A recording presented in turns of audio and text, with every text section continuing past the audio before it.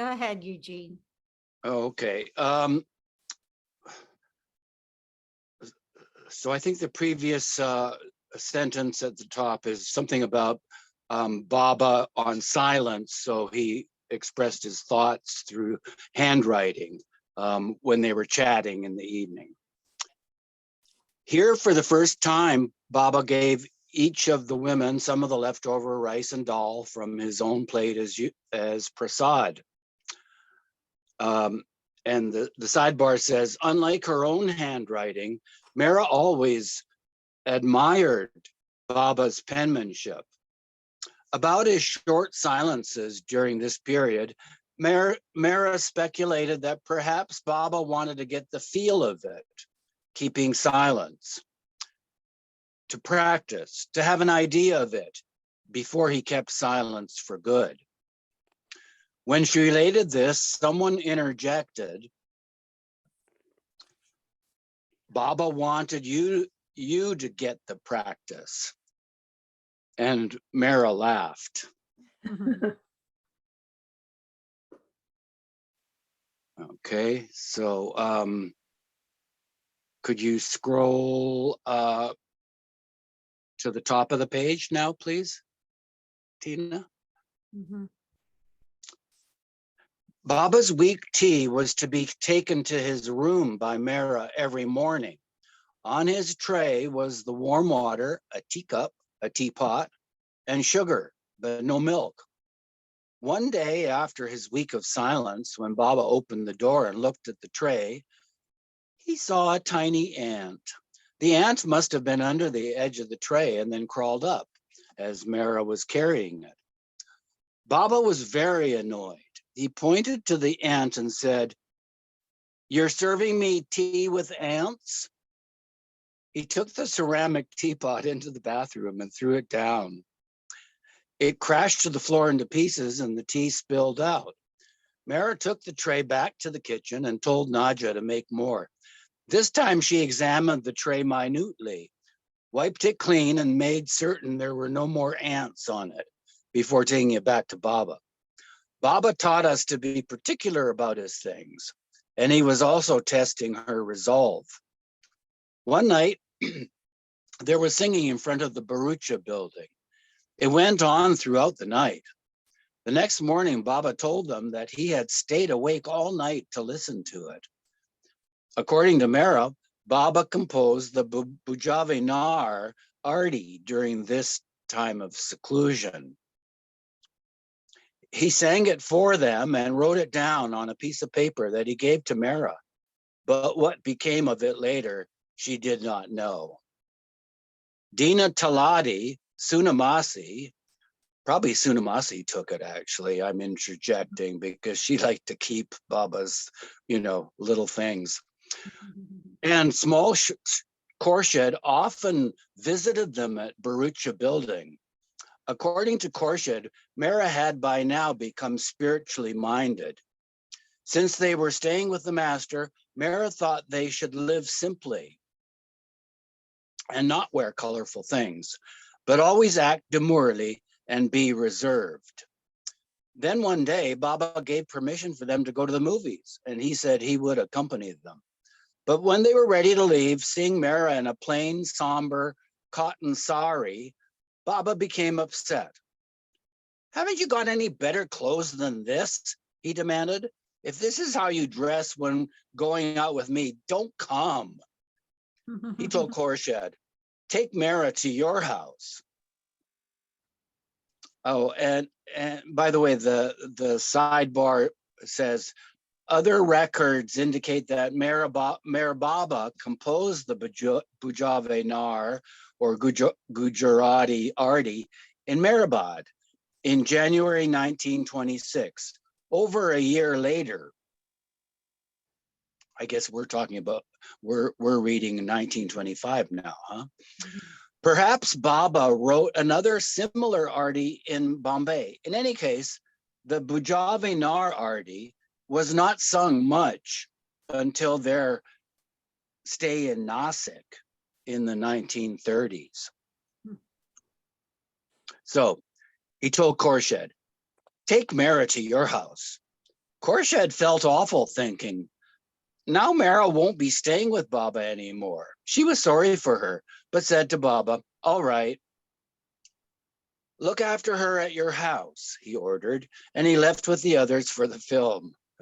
Mehera and Khorshid began to cry, but they did not leave Barucha building. We won't go, Khorshid told Mehera. Let's try to persuade Baba again. Good for Khorshid, right? Yeah. The girls sat outside the door of the apartment on the staircase. We both didn't give it a thought of how it looked for two young girls to be sitting tearfully alone on the landing, said Mehera. Soon Baba returned. He had left the picture halfway, as was his usual custom. When he saw them on the landing, he asked, you didn't hear what I said? Khorshid said, Baba, please forgive Mehera. Whatever she did, forgive her. I love her and don't mind taking her to my house, but it would be better if she stayed with you. No, always listen to what I say and obey me. So Khorshid and Mehera left for Irani Mansion, which was not too far away. We went to her house, said Mehera, but we didn't know what to do. They were standing, talking for 15 minutes or so, when a person came and said, Baba wants you to come back. When they arrived at Barucha building, Baba embraced and forgave them. They changed into nicer saris and went with Baba to the same movie. Although most of the time the women stayed inside at the Barucha building, they did go out again a few other times with Baba to Victoria Gardens, which had a zoo. They left very early in the morning in Victoria's, I guess that's a type of carriage, and arrived before 8 a.m. when no one was about. Baba wore a sadra and a cotton coat and told them, go around and have a look at the animals while I take a walk. He then took off for a brisk stroll for about half an hour down a shady path. The women watched the zookeepers feeding the animals and cleaning the cages. Mehera loved to see the big furry grizzly bear. She was fascinated by it. Baba showed them the bench where he used to sit during his period of quote unquote coming down to normal gross consciousness from his dazed state after Baba Jan had kissed him.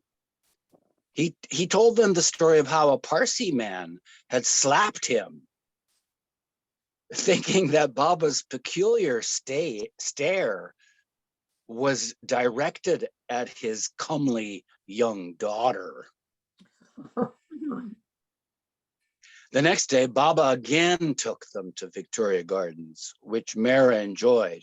But when he proposed it again on the third day, she asked, Baba, are we going to Victoria Gardens every day? Why? Don't you like it there? I don't mind, but should we go to the same place every day?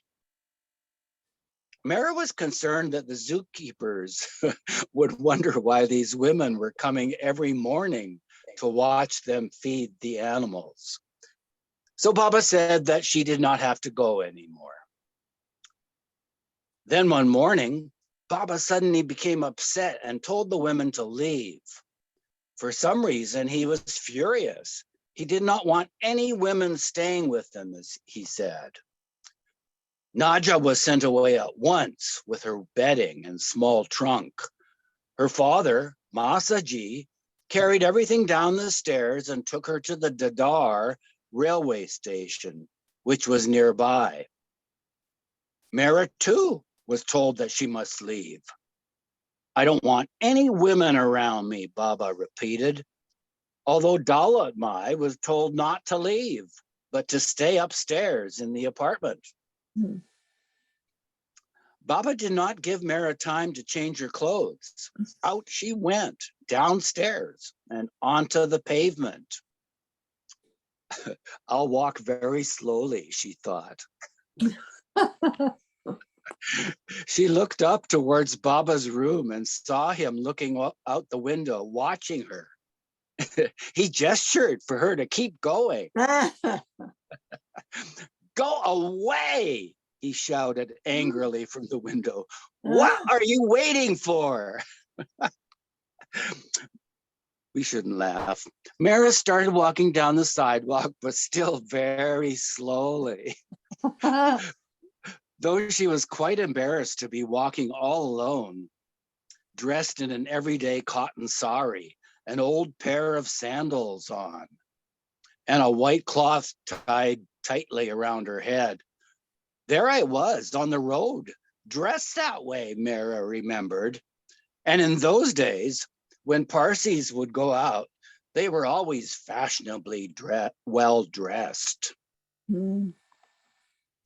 After 5 minutes or so, Mehera heard quick footsteps coming behind her. She turned and saw Baba and Gustaji, but Baba did not say a word to her. He just walked past.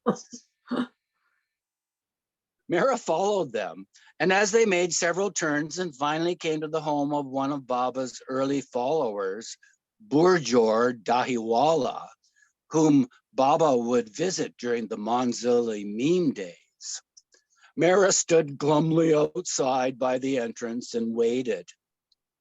Inside, Gustaji informed Baba that Mehera was standing alone outside. Baba sent him to tell her to go back to the apartment, and Mehera happily retraced her steps.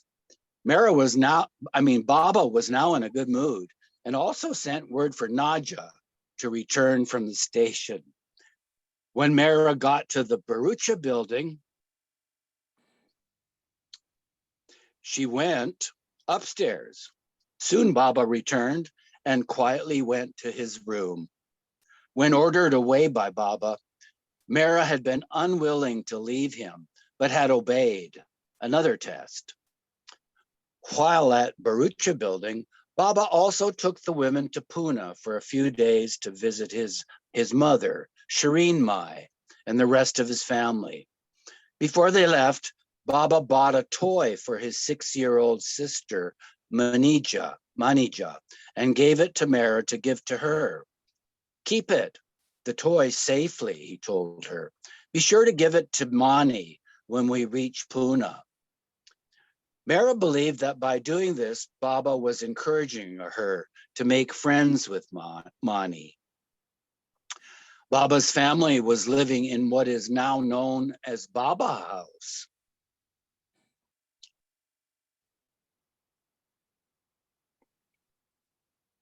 Baba and the men stayed separately on one side of the house with the women on the other side. Mani's first memory of Mehera was this visit. She remembered vividly Mehera drying and combing her freshly washed hair by the well in their courtyard, and how beautiful she looked. Later, she told Mehera, I saw what abundant, lovely, full hair you had, usually hidden under the Matu Banu. During their stay in Pune, Mehera also met Baba's father, Shariarji, who would sit away from the others, quietly repeating Yezdan, the Zoroastrian name of God. Shariarji loved gardening, and Mehera noticed the colorful violets growing in his garden. After staying in Barucha building for 2 months, at the end of January 1925, Baba and the group returned to Meherabad. A few days later, Baba sent Daulat Mai, Mehera, and Naja to Sakori, accompanied by Vajifdar. Next reader. Is that Rosalie or me? And there's somebody else here. There are 2 Baba families. I'll go ahead. Go ahead. Oh, let's say Mona's here. Hey, Mon. Hi, Mona. Hi, everybody. How are y'all? I'm happy to see you.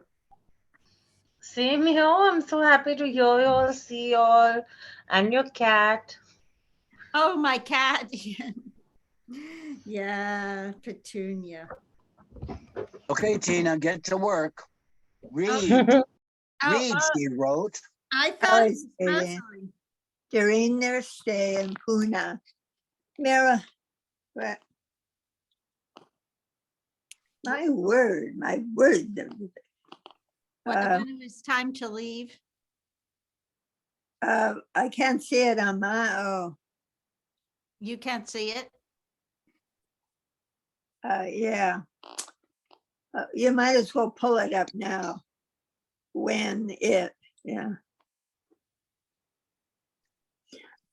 When it was time to leave, they came on the veranda of the post office from their room to say goodbye to Baba. Baba rose and said a few words. Take care of your health, he told them. He embraced Dalit Mai and then said, Naja, since you are my cousin, I will embrace you also, but I won't embrace anyone else. Naja happily stepped forward. Mera was the only one left out. Oh, Baba said it so pointedly. Can you imagine what I felt like? Said Mera. Like an outcast. I felt so awkward. I didn't know where to look. I felt so embarrassed, as I never had the thought that I must embrace Baba. Baba was very strict at that time, and being new, I was still quite shy around him. It was much different from the later years. Baba would not have liked it if I had said boldly, I want to embrace you too. When they arrived in Sakori, Upasni Maharaj asked Mera where she was now staying. With Meher Baba, she replied. Durgabai, Maharaj's spiritual mother, was very fond of Mera, and she urged her to remain in Sakori. Maharaj had, after all, given her the gold ring. After a few days, Baba sent Masaji to Sakori with a message for Mera. Quote, if you wish to stay in Sakori, you may, but I will be happy if you return to Mehrabad, end quote. Mera, of course, wished to return, but when the three women told Maharaj of their decision to leave, he said sharply in the presence of others gathered there, what is this? Had this lad Merwan now become a saint? What does he know of spirituality? What have you gained from his hands? If you wish to jump into the ditch, I won't stop you. Leave me and go to him if you insist. This was yet another, this was yet another test for Mera. After a while, Maharaj called the three women again for a private meeting and then lovingly said, you should leave here and go to Merwan. Stay with him. Merwan is mine and I am his. Hold firmly to his feet. After many years, the world will come to know who Merwan really is. The next day, Mera, Naja, and Dalit Mai returned to Mehrabad, accompanied by Masaji. This was the last time Mera ever visited Sakori. They arrived just before dawn, and being February, it was quite cold. A bitter wind blew across the post office veranda. Baba and the Mandali were sleeping inside. So as not to disturb Baba, the women decided to rest outside. Quietly, they laid down on the veranda, but Baba knew they had arrived and called through the window, when did you come? Just now, they answered, and Baba told them to rest. Mehera and the other women now settled in Meherabad, which would be Meher Baba's permanent headquarters for the next 3.5 years.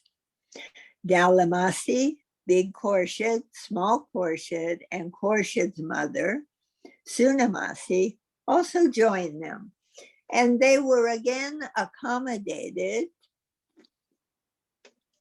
in the post office. Other men, Mandali, also rejoined Baba at Meherabad, and soon the neighboring villagers from Arangawan began stopping by, especially the children to whom Baba would give prasad. Meherabad became a bustling, thriving place. On Wednesday, 18th February 1925, a large public celebration was held for Baba's 31st birthday, to which his family and hundreds of followers came.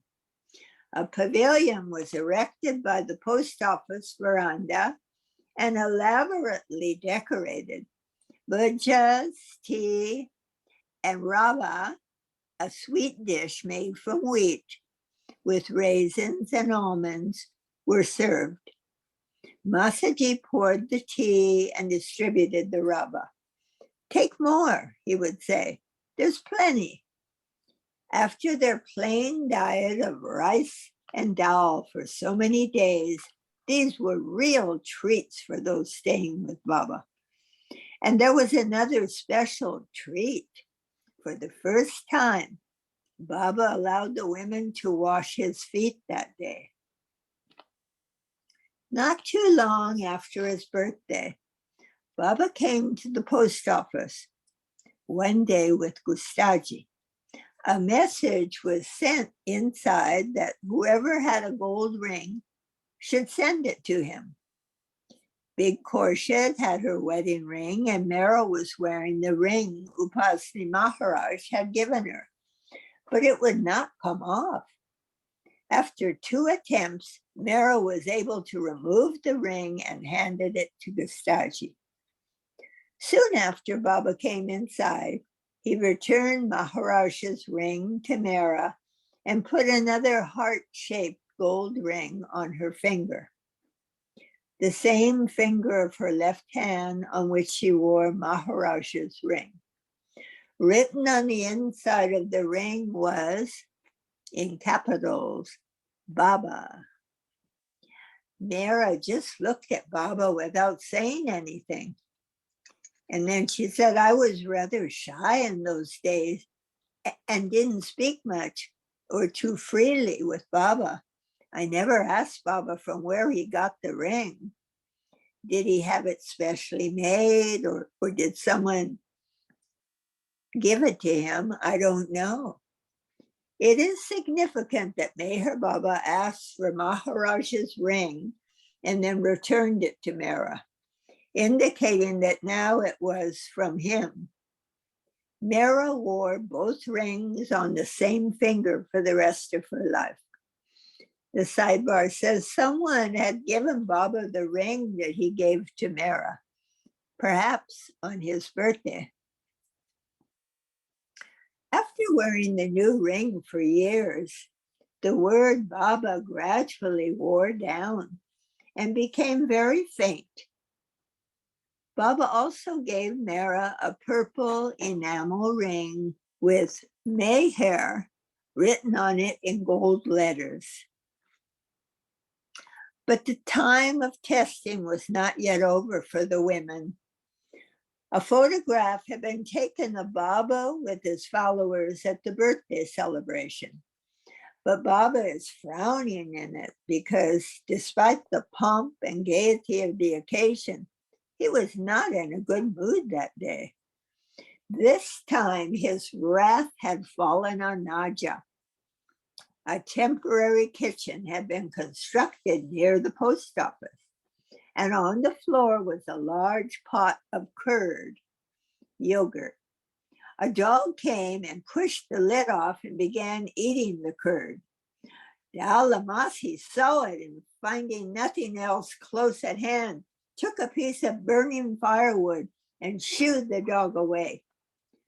Naja witnessed the incident and being young, found the whole thing amusing and laughed out loud.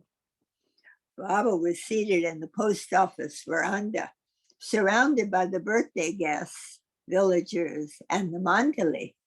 While Naja was crossing the veranda to go inside, she saw the dog in the distance, and the amusing scene came back to her. She smiled at the thought and continued walking. Baba called her, stood up, and slapped her soundly. He was very angry. "You are laughing at men?" he fumed. "You are prancing about creating a spectacle. I don't like women laughing and behaving like this in front of men."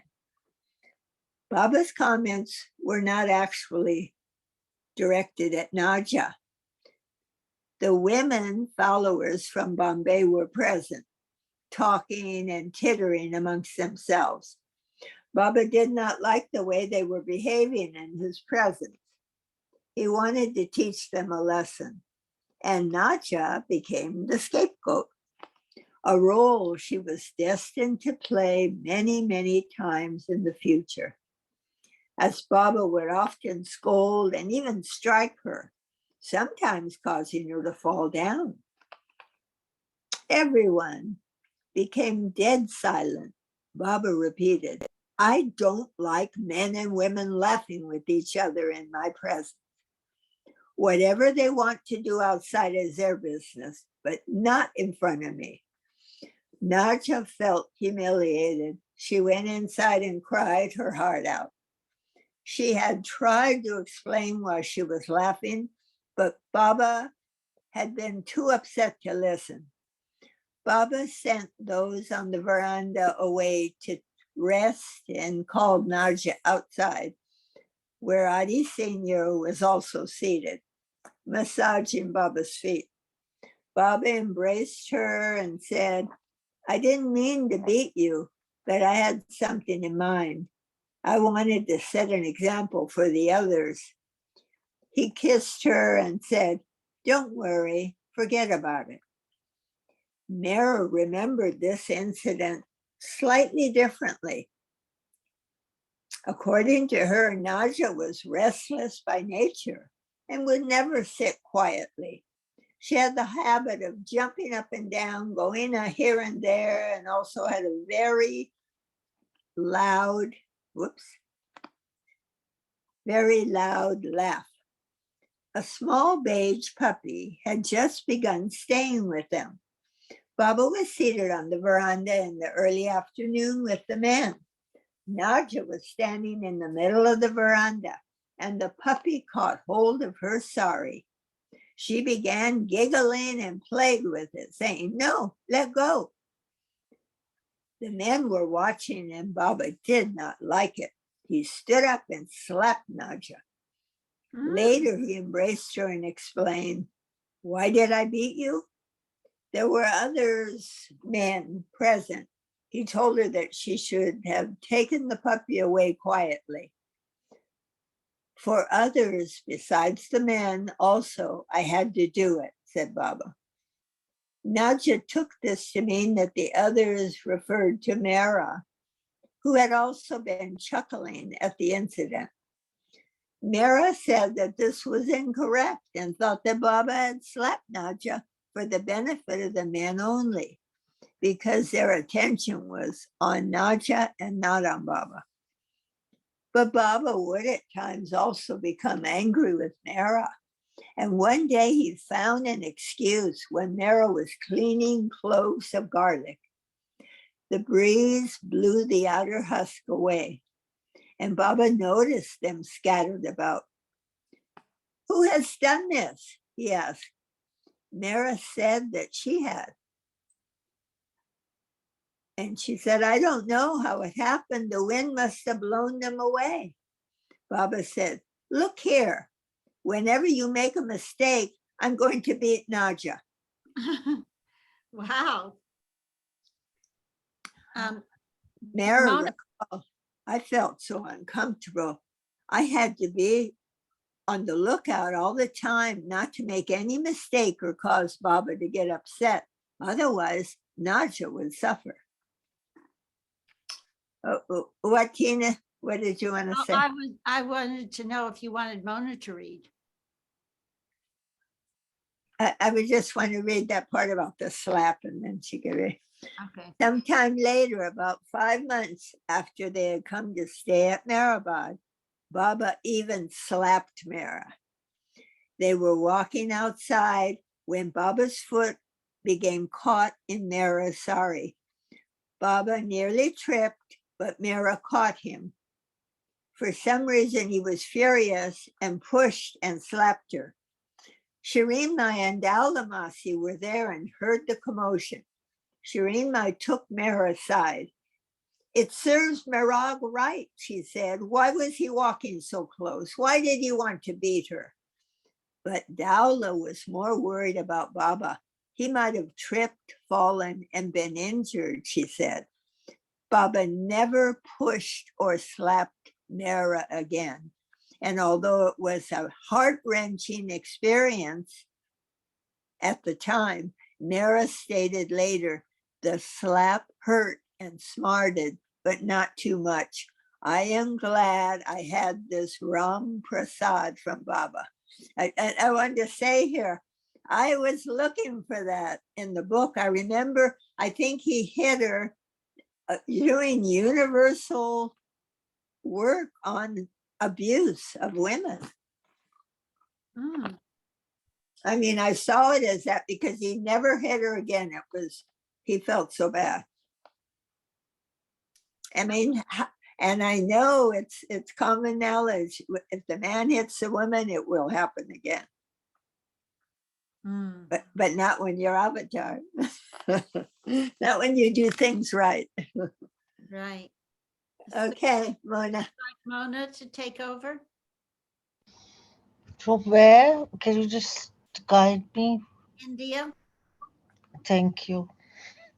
In India, it's recognized that masters and saints can have either a jaladi or jaldi. It's a Jaladi. No, jalali. Jalali. Jalali. Sorry, can have a jalali fury or a jabali mild nature, or alternate between both. Ram was known for having a fiery warlike nature, hence the name Ram Prasad. Also, it is considered a particularly potent prasad to have the abuse of a master. The reason being that when someone is struck by a master who has transcended anger, that person's own inclination towards anger is greedy, greatly reduced, as are his other multifarious sanskaras. One day, everyone was in trouble.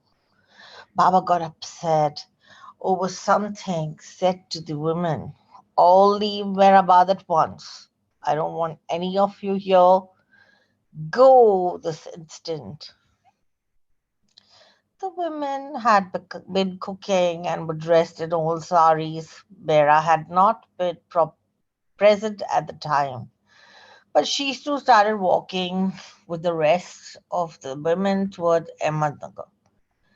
It looked so odd, a group of women dressed as they were walking on the road. They felt humiliated, especially since the men Mandli were watching. The women hung their heads and looked down as they walked, as if to accentuate their forlorn state. A stray dog even began following them. They did not know why they were being sent away, but Dalumai said, never mind, we must do as Baba says.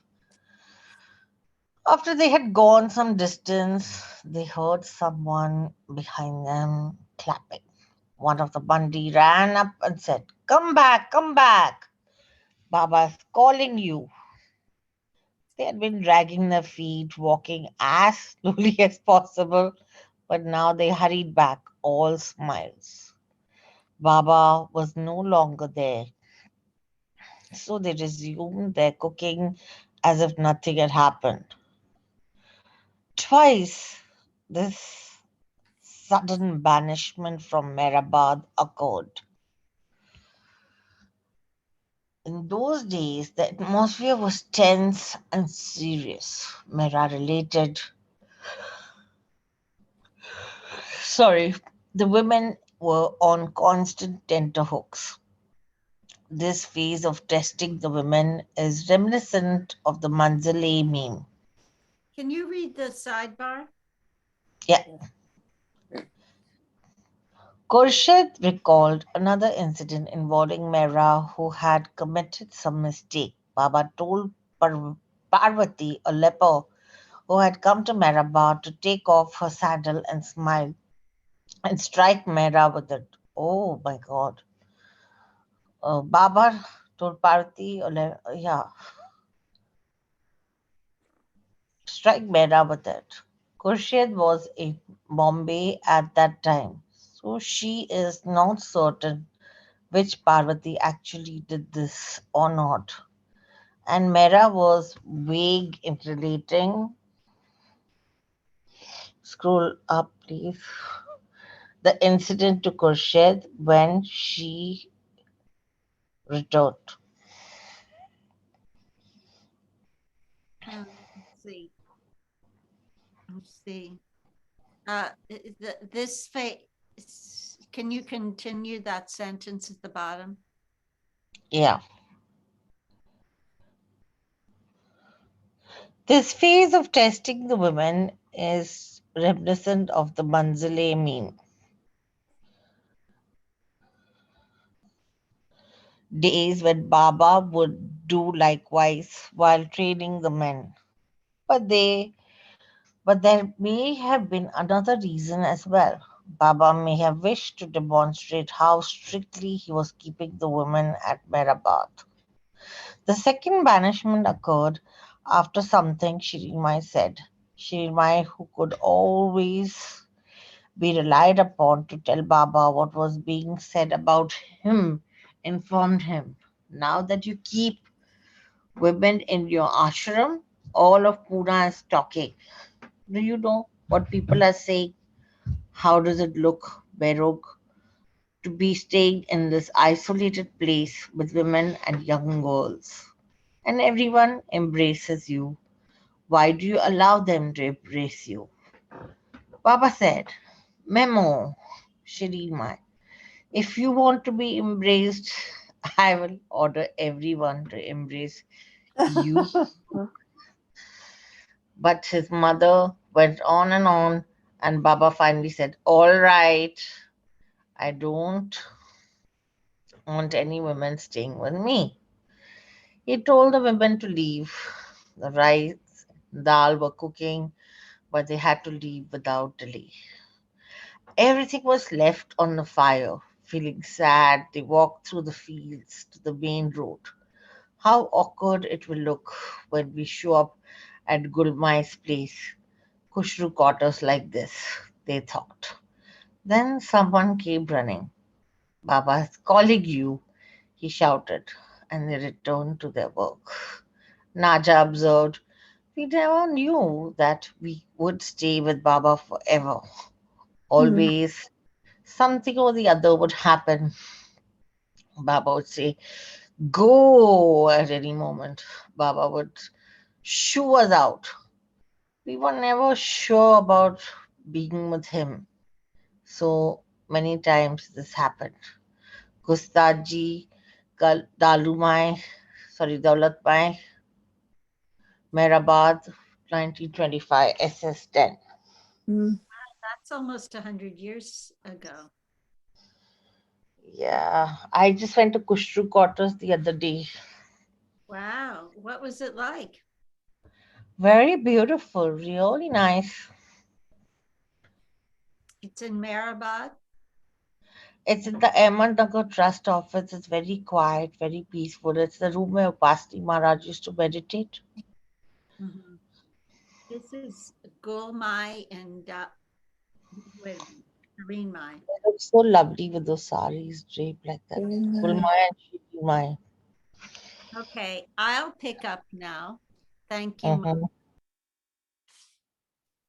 Um, the number of children coming from Arangaon village to visit Meher Baba was steadily increasing, and Baba wanted to open a school for them.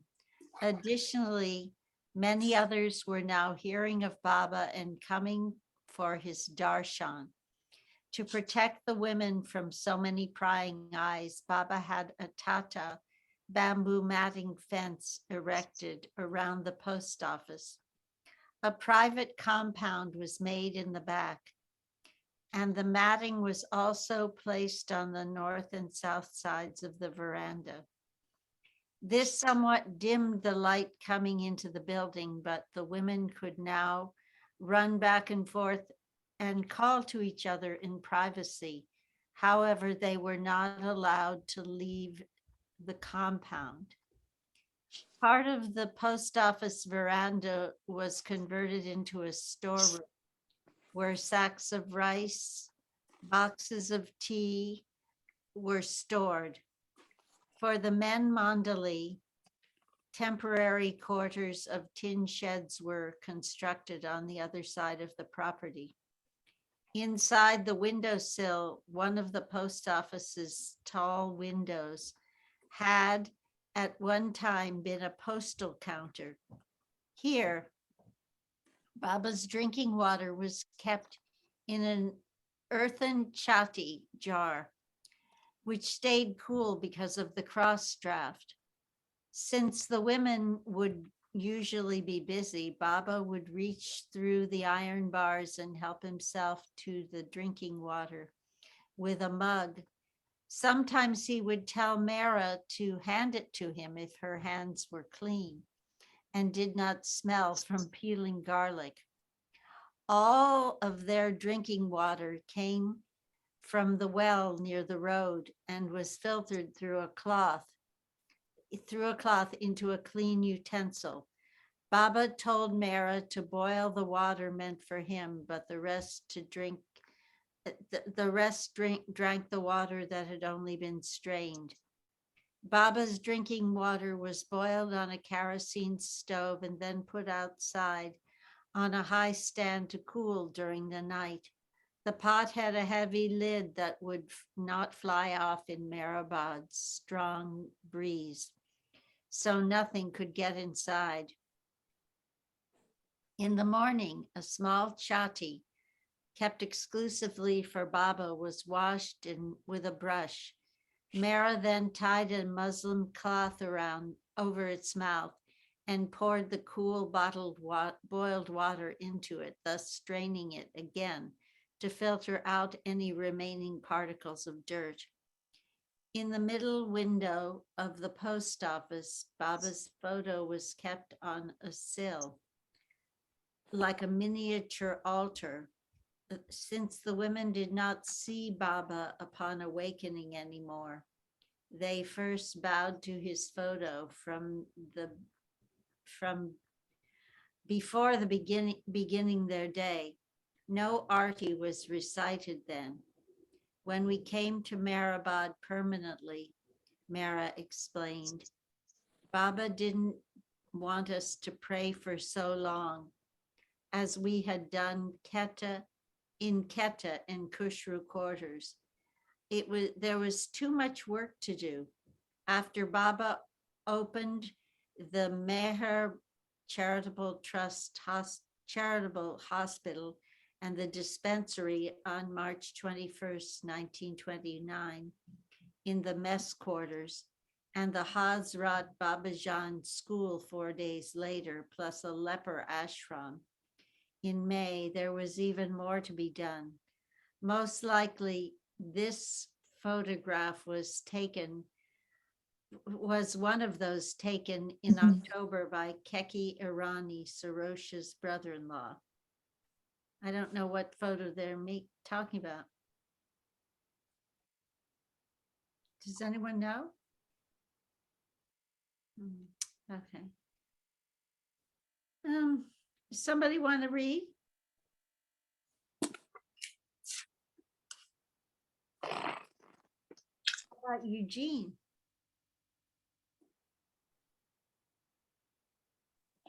Hang on, please. Put my specs on. Oh,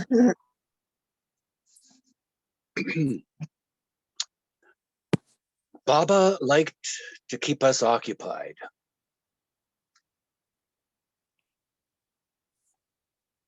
Should I read right from the top? Baba was overseeing the hospital and supervising the school. So he did not come to the women's compound very often, but they still had their orders. They were to eat lunch at 11, for example, and faithfully attend to their daily chores. Baba liked us to keep occupied. Baba liked to keep us occupied. The women cooked on the veranda for themselves, the Mandali, and the school children. Later, a makeshift kitchen and an outdoor toilet were built inside the post office compound. To wash the huge quantities of rice, dal, and vegetables, much water was required, which Padre would bring from the well. Without entering their compound, Padre would dump the water tins over the tata fencing into an oil drum fitted with a tap at the bottom. And the women would bring the cooking water to the kitchen from there. Sidebar says, before the outdoor toilet was built in their compound, portable iron pan type toilets were used in the field. In the beginning, Gustaji cleaned them daily. Later, a sweeper, a toilet cleaner, was hired to do so.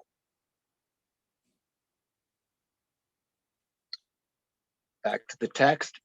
It is good that we were with Baba when we were young and full of zeal and happiness to be with him, doing things for him. He gave us added strength. Sometimes we lifted heavy pails of water and poured it into tubs, said Mehera, adding, but I don't know that I could have cleaned outdoor toilets if Baba had told me to do that. Dalatmai supervised the cooking, pulling logs from the fire or adding more to regulate the temperature. The dal was to be cooked gently without boiling it too quickly, and they had to be careful not to burn the bottom of the rice.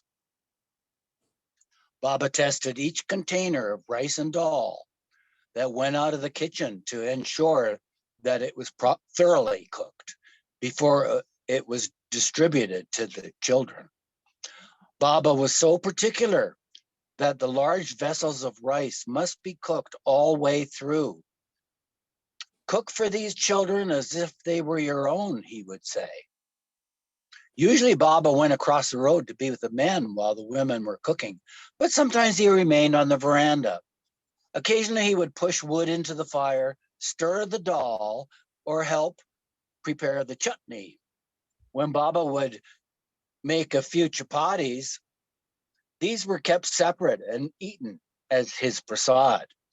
But whenever Baba came, the women did not run up to him or stand at attention. Baba didn't like that, said Mehera. You had to be natural.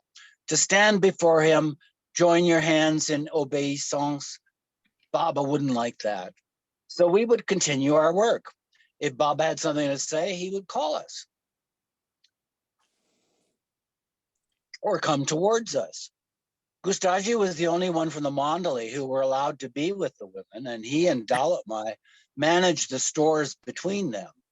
The women did not write out bazaar chits or shopping lists then for specific requests.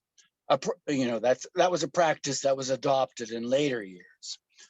Whatever vegetables were brought from the market had to be cooked. However, If they ran out of something like salt while they were cooking, Gustaji would be asked to bring it quickly from the men's side. He and Dalit Mai were both fond of quoting spiritual sayings and often exchanged witty quips or pertinent quotations. Sometimes Gustaji sat nearby, helping to clean the garlic while the women cooked. And he would narrate stories of his life and experiences with Sai Baba and Upasni Maharaj. Next reader, please. Top. Would that be Rosalie? Okay. Where do I start? The women At the top. At the top. Narrate stories of his life and experiences with Sai Baba and Upasni Maharaj. The women did not mind Gustaji's presence. He was a seeker, not the type of person to state. Said Mehera, he was thinking of Baba all the time. Adi Sr. said that Gustaji was a pure man, a man free from sin. He had a peculiar bent. He was either like a fakir, very simple in his ways, or if he wanted something, it had to be the best. Although the other women were thus allowed to speak with Gustaji, Mehera did not. In July 1925, before Baba began his silence, he ordered that Gustaji was to continue to run the storeroom, but not talk with the women. I need more words. Not talk with the women further. They were now to be kept strictly segregated in their compound. Dalit Mai could speak to him when necessary for their work. But from then on, Gustaji never sat with them. When Mehera had lived at Khushbu quarters, Adi Sr. would sometimes say to his sister Dolly, "Where's your friend, the full moon?" because of Mehera's plump cheeks. After the girls joined Baba, their sparse diet of no milk, cream, or butter, thin rice and dal, and no oil shrunk Mehera's cheeks. After a few months, her face was gaunt. The full moon had been eclipsed. Even Baba commented one day, without mentioning Mehera by name, "What has happened to you all? Do you have consumption? You look so thin. Are you eating well? Why does everyone look so pale?" "I didn't know whom Baba meant," said Mehera, "but I think he was speaking to me because Naja's cheeks always looked full, even when she was sick. I didn't say anything as I was shy. How could we say that we don't have grease, fat in our diet? We had only a little ghee to fry the garlic in. So we got thin very quickly." Later, after Baba began his silence, their diet changed from rice and dal with no fruit, vegetables, or chapatis to one vegetable and chapatis for lunch. And in the evenings, the inevitable dal and rice. They were not permitted to eat eggplant, as Baba said it was unhealthful. And for a time, potatoes were also excluded. Mehera remembered once cooking turnips, and more turnips. Even after the turnips had turned hard and woody, they had to eat them because this was all that was available from the market. But Mehera did not mind. The urge to be with Baba, to serve the perfect master, made me give up all worldly things. Another who gave up all her worldly possessions to be with Baba was a 25-year-old Arangalan villager named Walu Parwar. When Mehera first saw Walu, she was wearing what appeared to be wedding jewelry, heavy gold ornaments around her neck and wrist, but she had lost her husband at an early age and never married again. Walu had many cattle and land also. She told Baba she wanted to stay with him, and she gave him whatever gold or other property she had. She gave up everything to be with Baba. She worked hard from early morning till late at night and then went home to sleep. Upasni Maharaj's birthday was celebrated at Meherabad on Sunday, 10th May, with several thousand people participating in a huge feast and devotional program. Baba gave private interviews that day in the Hazrat Babajan school to any who requested it.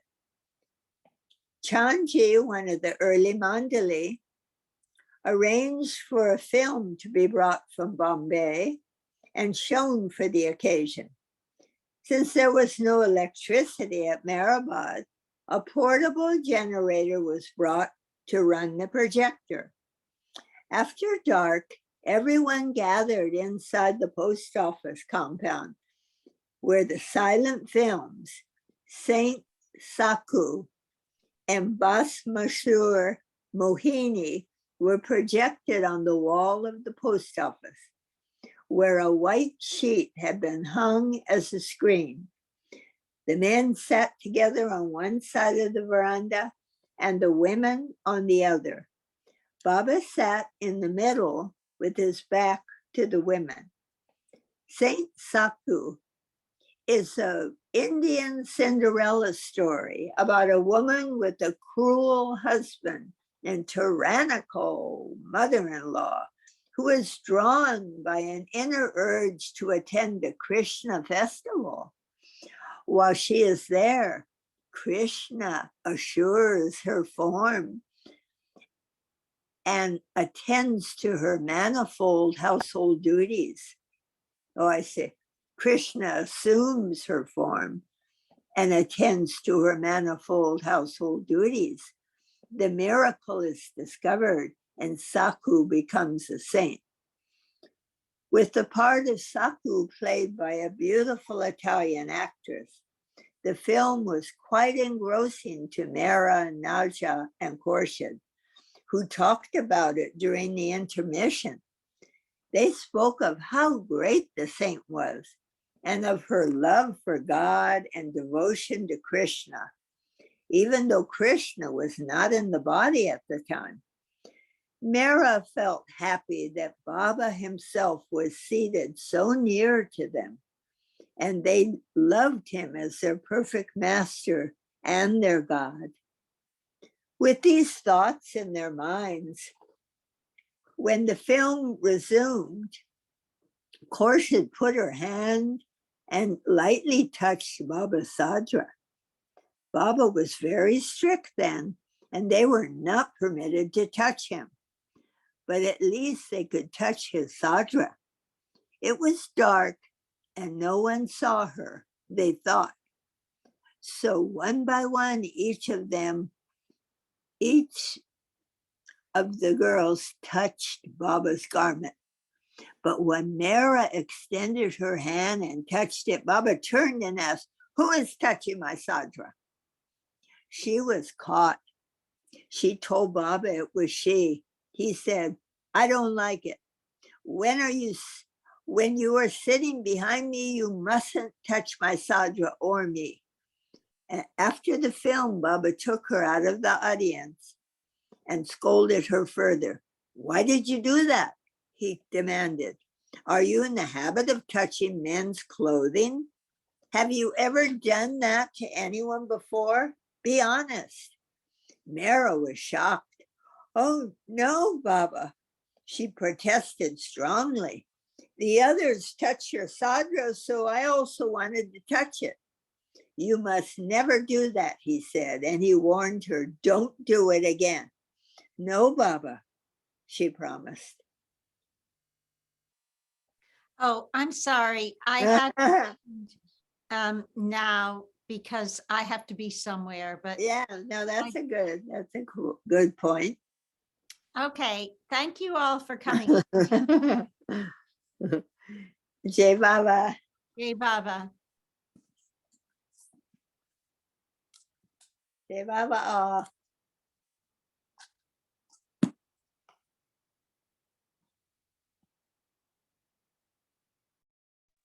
Bye for now.